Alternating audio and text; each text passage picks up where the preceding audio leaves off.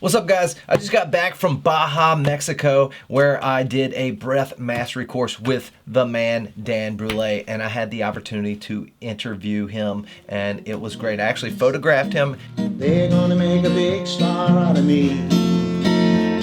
Gonna make a film about a man who's wild and crazy, and all I gotta do is act naturally. Guess I'm gonna be a big star.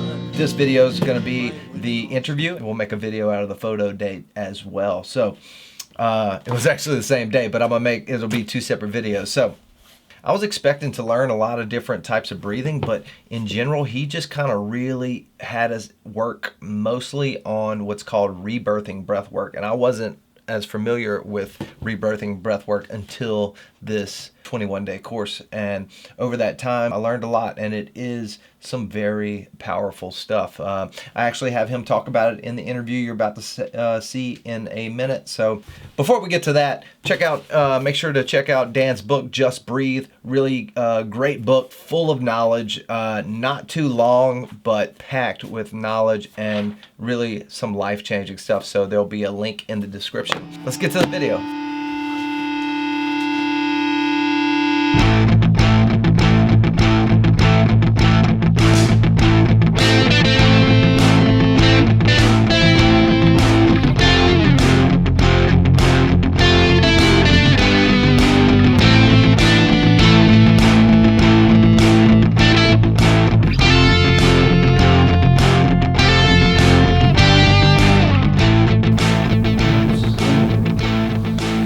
What's up, Dan?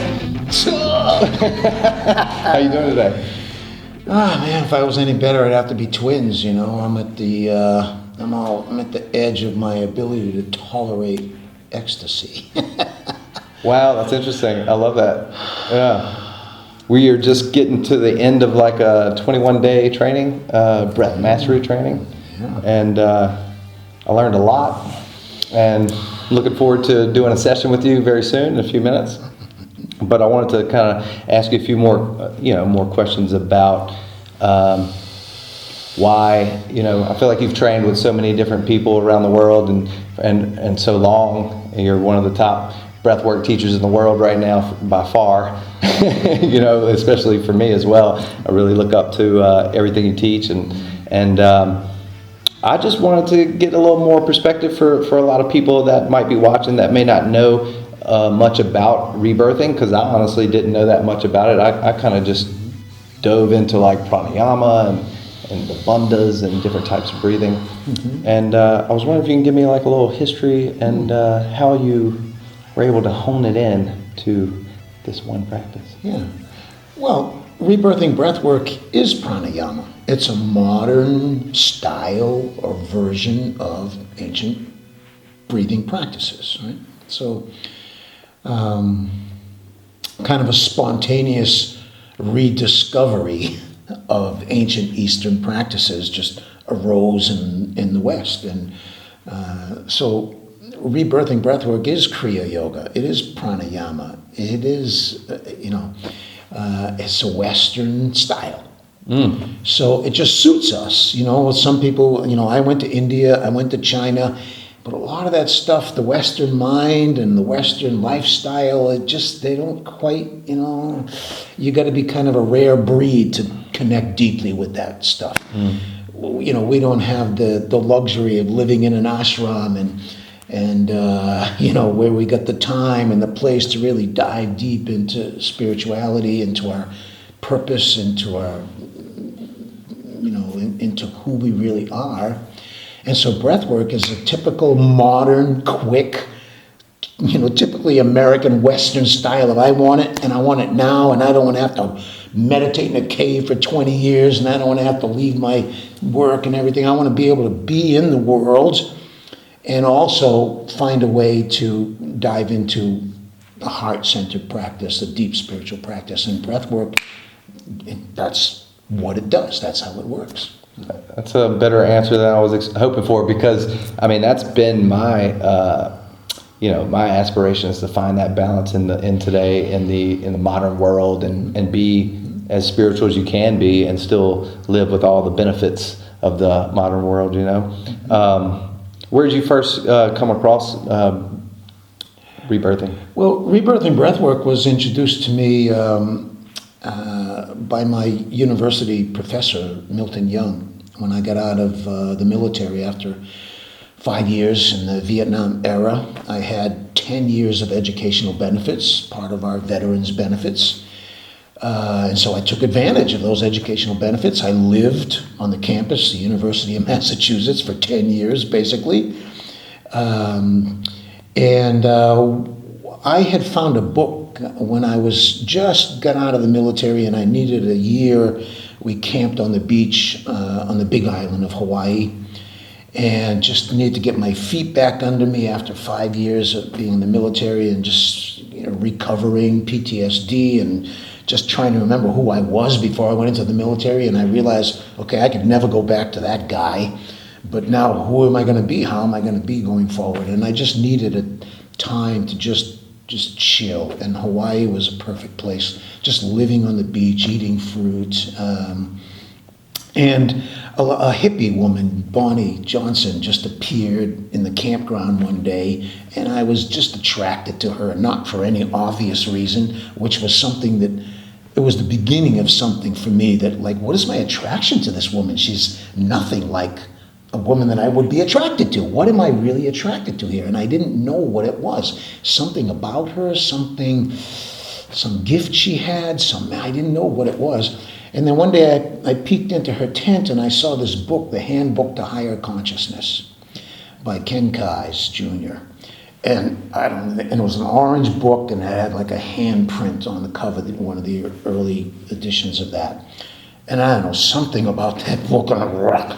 And I read through it, and it was a Westerner's presentation of Eastern philosophy and spirituality, and he kind of had the language, and he was able to create metaphors and put it into a model that my Western mind could take, right? And it changed my life, and it came right at that point in my life when I was redefining and looking for myself. And the universe just supports you, and people appear at the right time, and teachers appear at the right time. And so that allowed me to really break loose from old patterns and start to really be inspired about creating a new way of being in myself and in relation to others and in the world. And so then a year later, I was back in Massachusetts and enrolled in the University of Massachusetts, and I was wondering, well, what courses am I going to take? And I was looking through the bookstore, and I saw that book on the shelf, and I went, oh my God, a college professor is using this book. I'm going to take his course. I don't care what his course was. And it was a course in human development and learning and transpersonal education, which is kind of a spin-off of transpersonal psychology. And so his name was Milton Young. He was teaching human development and learning, education, transpersonal education, and I just took all of his courses. And one day I met him in the parking lot in the morning, 7:45, we're walking to class, and I couldn't help. He was in a different state. He was radiant, he was almost giddy, he was floating, and I'm going, wow, Milt, you look a little weird today. What the? He goes, oh, I was just rebirthed. He said, it's a breathing thing. You'll probably like it. I go, oh, breathing. Everybody in the campus knew I was like the breathing guy. I was an obsessed fanatic about it. And so, wow, my antenna went up, breathing, okay. And he had done a rebirthing session the day before. And that was he said, well, here's the girl's number. Her name was Annabelle Booten. And I called her up that day and said, hey, I want to learn this thing that you taught Milt, And when I first met her, it was like, oh my God, I wouldn't be near this woman. This lady, she had big, thick Coke bottle glasses. She smoked. She was just weird in every way to me. And I'm thinking to myself, oh, and she's talking about just birth trauma, and past lives, and I'm going, what the woo-woo stuff, Anyway, so I'm listening to all this stuff, and I'm thinking to myself, boy, if I wasn't getting credits for this, I wouldn't be here. And that's how Milton lured me in. He said, I'll tell you what, go learn it, practice it, and write me a paper on it, and I'll give you 6 credits. 6 credits is half of a semester required to be a full-time student, which is what I needed to be to get all my VA benefits.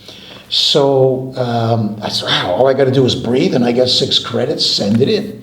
So I went to her, we breathed. We actually did it in the basement of my teacher's house. He had a flotation tank there, an isolation tank, and we were floating in that. And he had a meditation room and a kind of a therapy room, you could call it. And so there I was laying on the floor in this basement, and Annabelle Boutin was telling me, okay, breathe like this. Okay, breathe like this, and keep going, and keep going. It was just so simple. I'm thinking, I'm not going to breathe like this all day. What's the big deal, you know? But, okay, I just sort of, and it was a conscious intention, a conscious choice of just, okay, Dan, just shut up and just play with this girl. Just like, what do you got?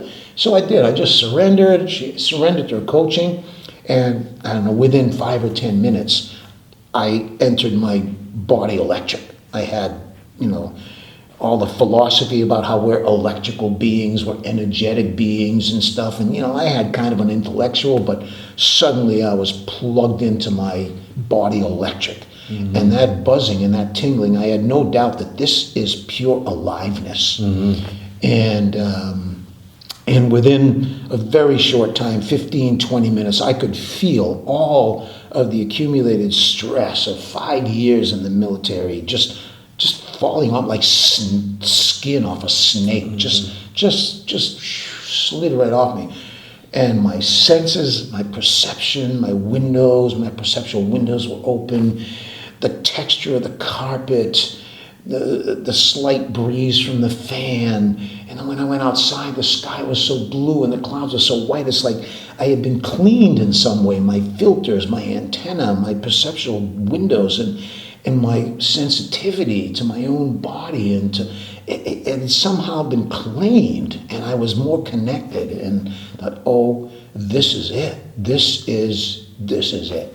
And I've been a missionary for the breath ever since. Wow, that's amazing. So is that what led you to Babaji? Or is it? Yeah, well, Annabelle Boutin, my first rebirther, when I got up from that session, and it was just so many moments of magicalness in there. You know, like I suddenly had a moment when I felt a little cool or chilly. And in that moment, she wrote a blanket on me. I'm like, wow, this lady's psychic. She knew I was thinking this, right? And I had a couple of thoughts. And it was as if she heard those thoughts in my mind. And I realized, wow, this breathing opens up abilities in us to intuit things.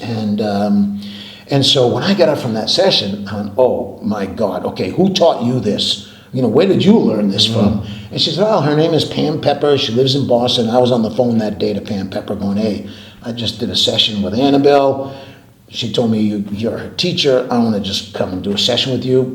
I went to her. I did a session. I got up from that session. Wow, it's okay. My borders were kind of fuzzy for the first time in my life, and I didn't feel contained in this egoic capsule. I was somehow merging with, and so the process was just getting deeper and more powerful. And so I said, wow, who taught you this? I said, oh, Sandra Ray, okay? I was on the phone to Sandra Ray that day. And I did her training, and her teacher was Leonard Orr, the father of rebirthing. So from her, I went to Leonard Orr, and I studied with him. I traveled with him. We've been wonderful friends for 30, 40 years. And Leonard passed this past year, and now I find myself to be one of the elders in the rebirthing world. Yeah. And I think I'm going to be the last man standing. I don't like feeling that about all my compadres, but it's a real feeling that we have found a key to longevity, to quality of life, to depth of life and perception, and it all comes from something so simple, literally simple, right under our nose, we overlook it, we underestimate it, and it's right there. And so, as a missionary for the breath, my job is to just turn people on to the spirit of breath in them, help them connect to their spirit through the breath, and then, hey, my job is done. What do you need me for? Yeah. I'm a midwife to help you connect to your inner power, your inner wisdom, your inner healer. And what a satisfying career, what a fulfilling calling. And I haven't found anything else that feeds my soul as much, that gives me a sense of contributing at the highest conceivable level to life and to people. And gradually everything else in my life just fell away. It was a central point, but I had other things happening, and now anything that I'm related to or doing in my life, it's connected to the breath in some way. The people I meet, the places I go, the choices I make, it's all coming from this passion, this enthusiasm, this mission to turn people on to the breath. For those who haven't heard of rebirthing, I just want to explain that. So what's happening is like we're releasing traumas from our body, basically. And the way I understand it, and correct me if I'm wrong, basically we're breathing through the mouth and we're breathing very heavily through the chest. It's full body breathing, right? So, but the way I see it, it's almost like we're connecting with that stress part of our body, the limbic system or the nervous system that's running through. And it's almost like it's triggering old memories, right? And that's just the way I've seen it. I just want to make sure I had that clear. We are biohackers. The breath is a biohacking tool. We are hacking into our subconscious. We are hacking into our superconscious, or if there's a word for that other end of the spectrum. And rebirthing, we do breathe through the mouth, and I like to teach an U shape on the inhale and an Ah shape on the exhale. But rebirthing is also done through the nose. And I look at it like house cleaning. So doing subtle nose breathing, we can tune into very subtle energies. We can do some really cool work. But mouth breathing helps us to shovel big, heavy, dense crap out of our system.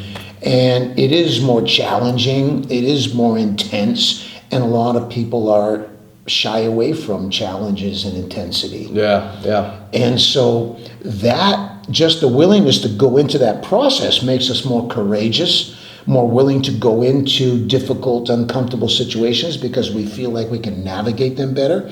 And we learn that a temporary period of discomfort precedes all growth and awakening.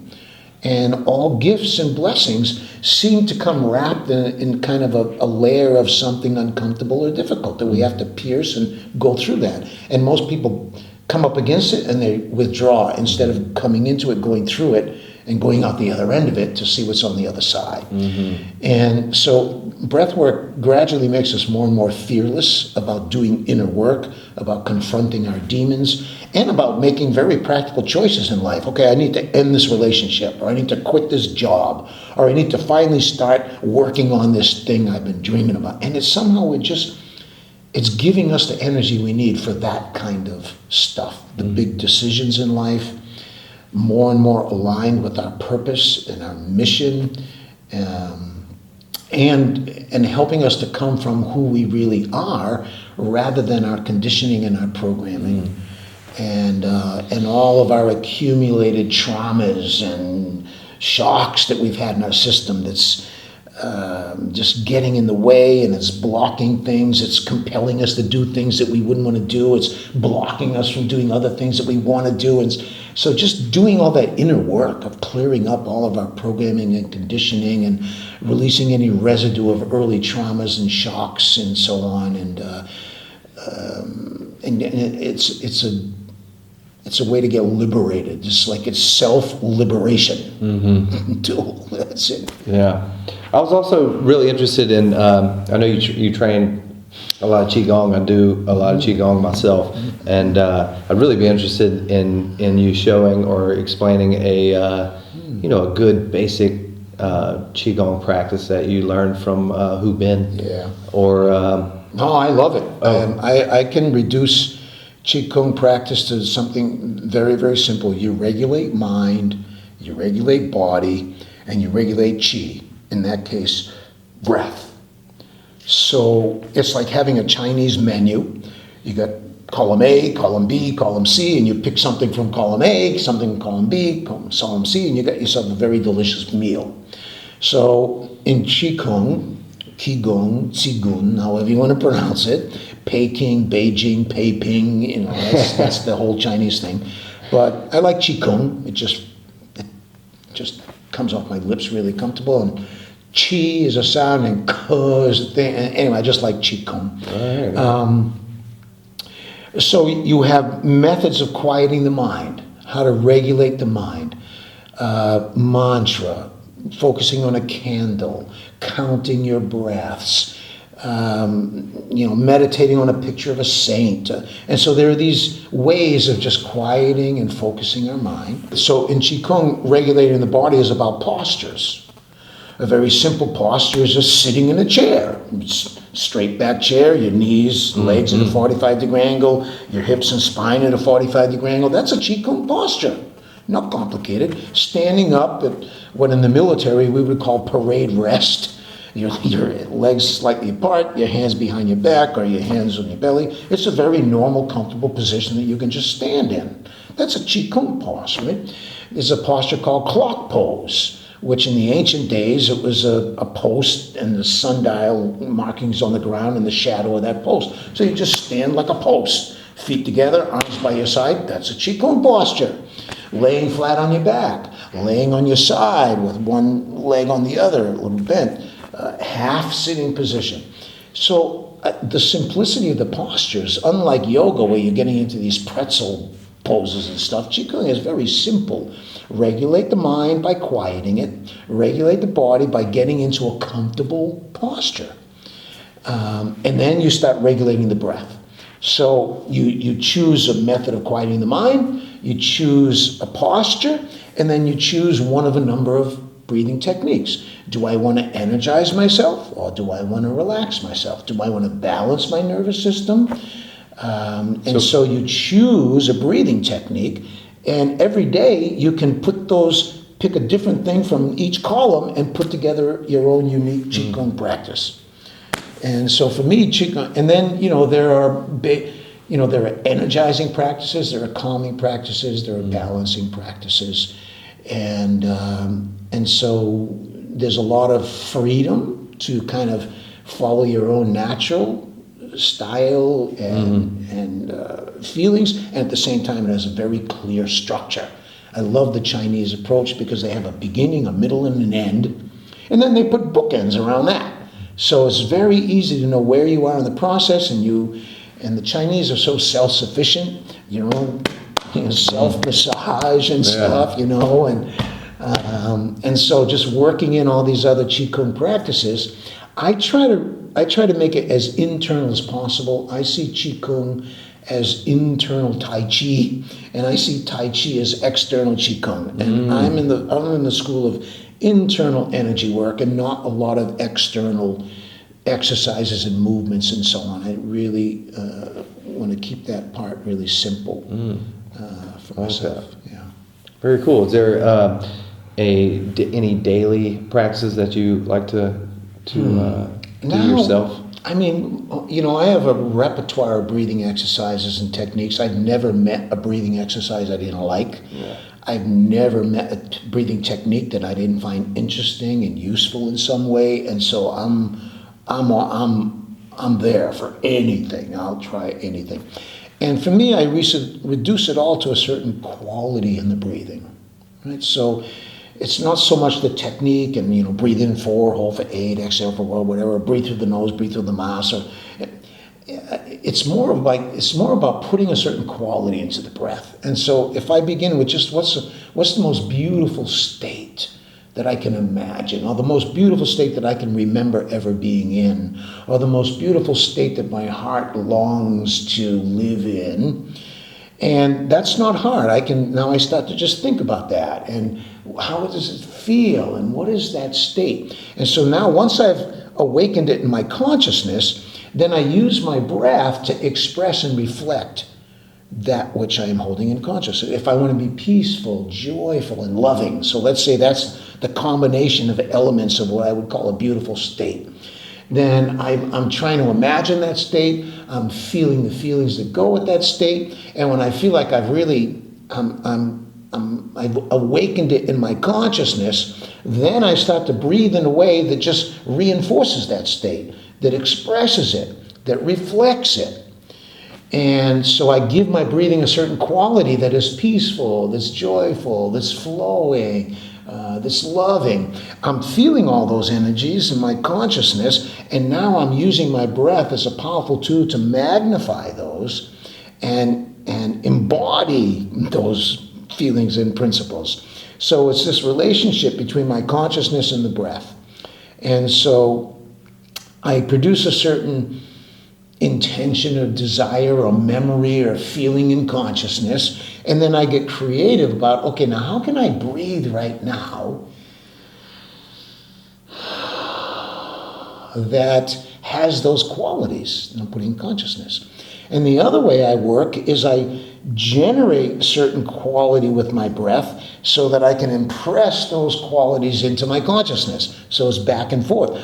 I awaken something in my consciousness and I express it and reflect it through the breath. I generate certain energy with my breath and I expose my consciousness to it, my body-mind system to it. So it's just this beautiful dance. And now it's very little specifics.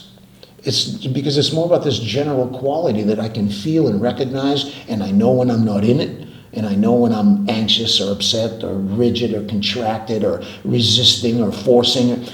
And that's such a contrast to this other state that it's easy for me to just, I start focusing on the other state, and as I do, already my breathing is beginning to respond and reflect and express that which I am connecting to, and now I close this powerful loop of creativity. Mm-hmm. And the things that I, would like to be, that's a question. How do I want to be in this moment? If I have clarity about that, and I begin to think in that direction and feel in that direction, then in comes the breath to just bring it all alive and wake it all up. Wow, that's good.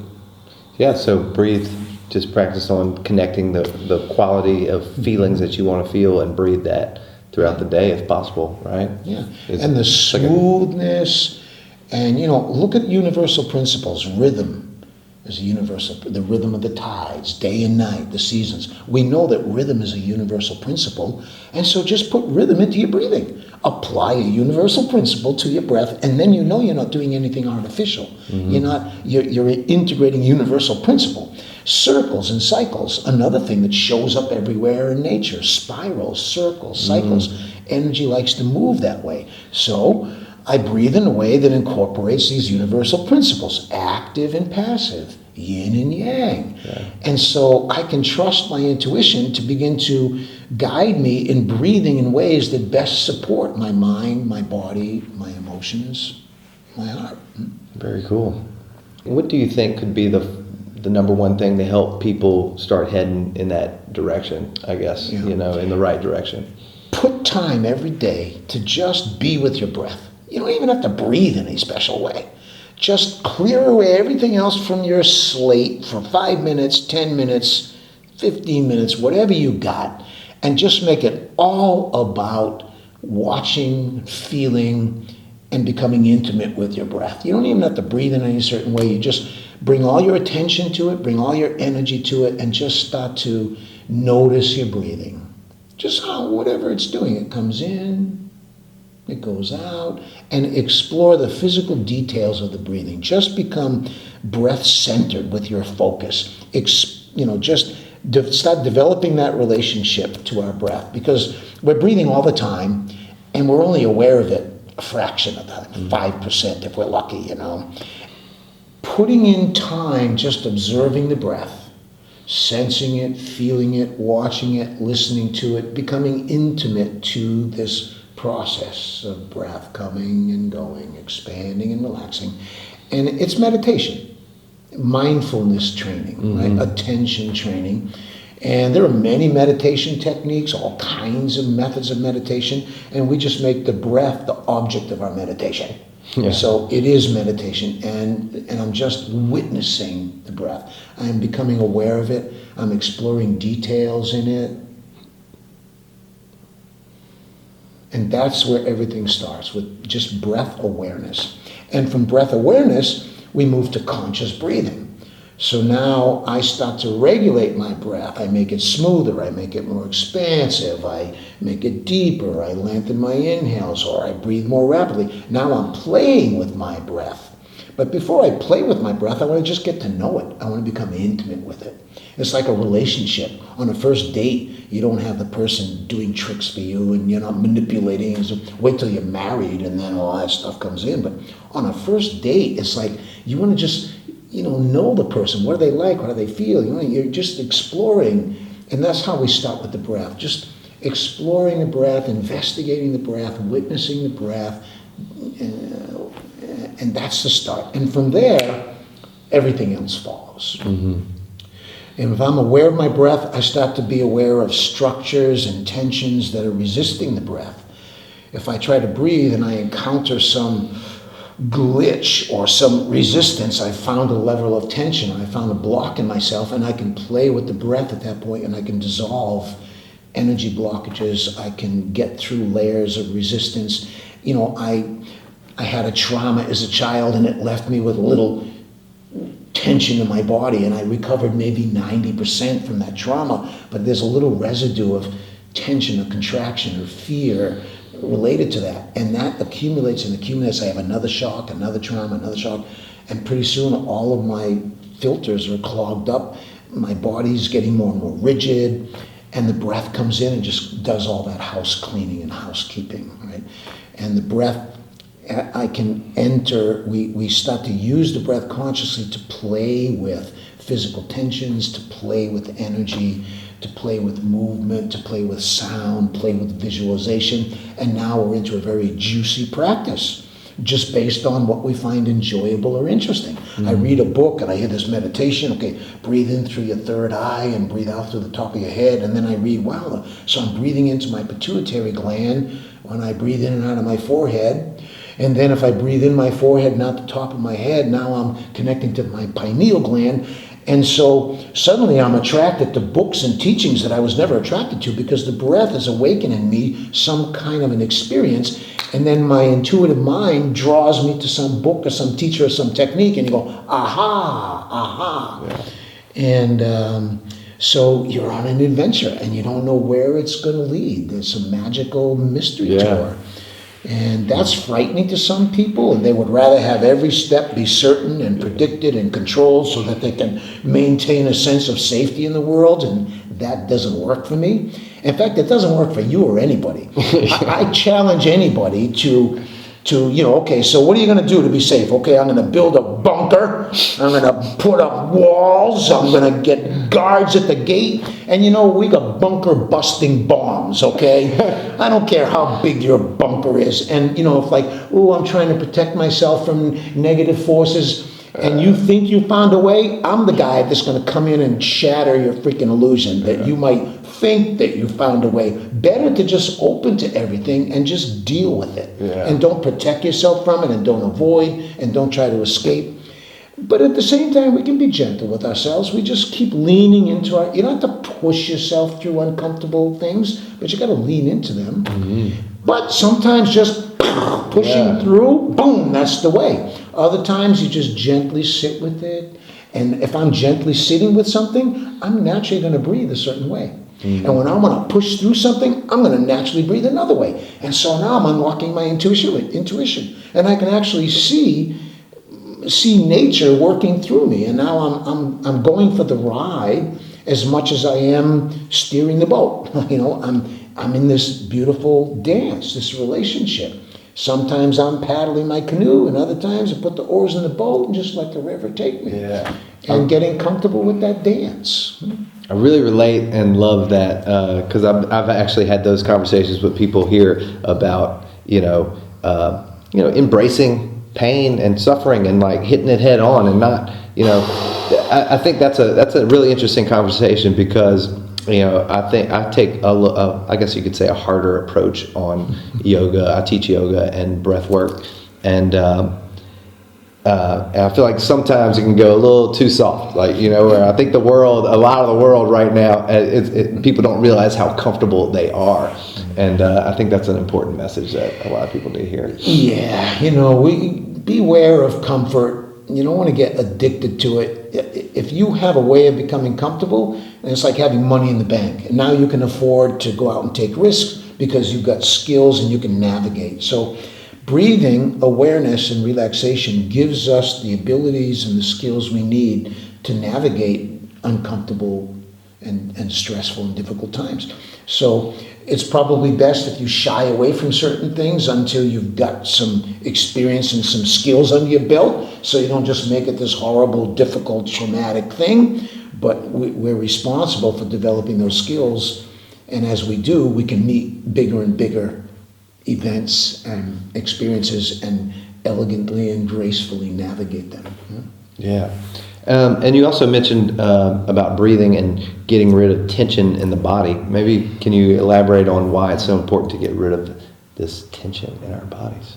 Yeah, so if I make a fist and I squeeze, I'm cutting off the blood circulation in my hand, and it's easy to see. I open my hand, my skin is white, and then gradually the color comes back. So we know what tension does to circulation. It blocks circulation. And so physical tension blocks the circulation of lymph and blood and all the fluids in my body. Then subtle emotional, psychological tensions are what block chi and prana and life force energy. And so I've got to learn how to relax so that that energy can begin to flow and move again, that my circulation can return. And so we've had sharp shocks and traumas, and we've made decisions that just broke us from that connection. And we need to, reawaken that and get over.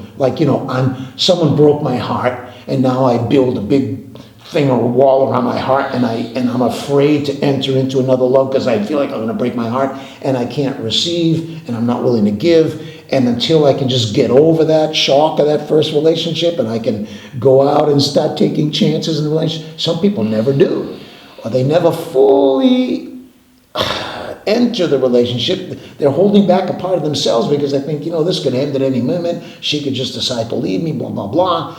And a lot of it's unconscious, but a lot of it is self-talk, and you can feel it. And now you're already developing strategies, and now you're not in a flow anymore. And staying in comfort. Yeah, and relationships become, okay, if you act this way towards me, I'll act that way towards you. If you don't push this button in me, I won't push your buttons. And if you love me, I'll love you. And now it's a business deal, and we're off into some other realm. Yeah. And the breath just brings us home again and again to our heart. It's no accident that the lungs are wrapped around the heart. And you cannot breathe consciously without starting to affect your heart space. And we know that the heart is another brain. It has neurons.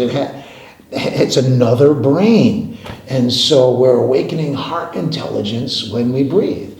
And we awaken body intelligence when we have the gut is another brain. My intestines, my gut feeling, that's another brain. And breath work awakens that brain. So now we're not trying to just get through life, just trying to think our way and solve all problems mentally. We've got heart intelligence, we've got body intelligence, we can show up fully, we can meet life totally, and certain things just stop happening. Certain problems we thought we needed to figure out and fix, they just fall away.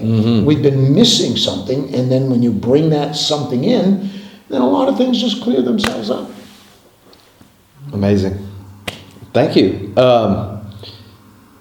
Would you so I was a portrait photographer for a long time, and I was just talking to Anastasia about Anastasia. I knew I was going to say it wrong. I'm trying. But I was talking about that, and I'll do a portrait or two of you. In fact, I would like to do one in one of your gardens, and that brings up another thing that I would love to hear you elaborate on is the location we are at BioSana. How did this come about, and what are your goals with BioSana? Yeah. BioSana It means healthy life, basically. And I had a good friend, Will Queenan, who, one of my breathwork practitioners, and we had conversation for years about this vision of having an off-the-grid, ecological, environmental, healing community, natural living a space. And he found this land. He had been here like 30 or 40 years ago. When they first opened the road down the Baja, he was in a four-wheel vehicle, just making his way, and he got down at the tip of the Baja and he thought, wow, when I retire in 30 years or so, I think I'm going to come back here. And sure enough, 30 years later, he's coming around, he's looking for a place, and he called me up and said, wow, I found this amazing piece of property in Mexico. We need 75 grand. Let's buy this. If you tried to buy this land in the United States, it would cost you $1 million, really. And so I said, okay. And it was a weird thing because he had like a couple of days, and he needed 15,000. And I had just come from a seminar in Lithuania, and it was one of the biggest seminars I had at that point, and I made 15 grand.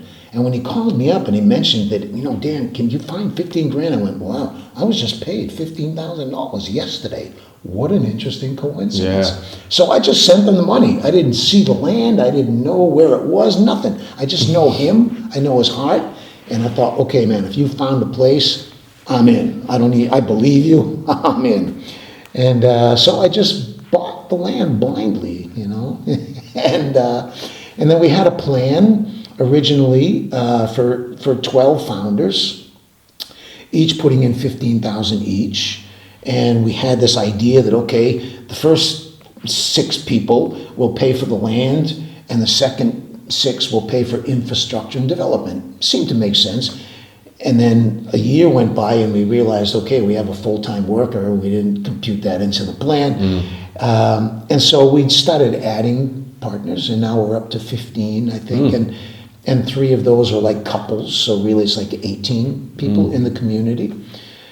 Some of us are building homes, permanent homes. Some just have a permanent campsite they come back to. We share. And so it's a combination of community living and private living, which is a real challenge in the world. I came here to escape people. I'm traveling 9-10 countries a month. I'm seeing thousands of people. And I just needed a place to come and just reboot, rest, recharge. Being in nature, working in the garden, did it for me, And now we've been developing it. It's been 15, 16 years or whatever. And we've got orchards and gardens, and every year, day by day, it just keeps getting better and better. Yeah, it looks amazing. Cool. Let's go check it out. I mean, I would love to do a quick portrait of you. It'd take 5-10 minutes maybe, and then we'll get started on our breath session. Cool. All right. Thank you. Thank you, brother.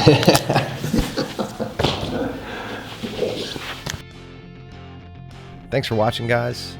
Make sure to check out breathmastery.com for Dan Brulé's breath work, and maybe join one of his future retreats. He's also posts on his Instagram. That's at Dan Brulé Official. So check that out as well. And then, of course, you can check my work out at licourstudio.com. That's my photography, but I also teach breathwork as well.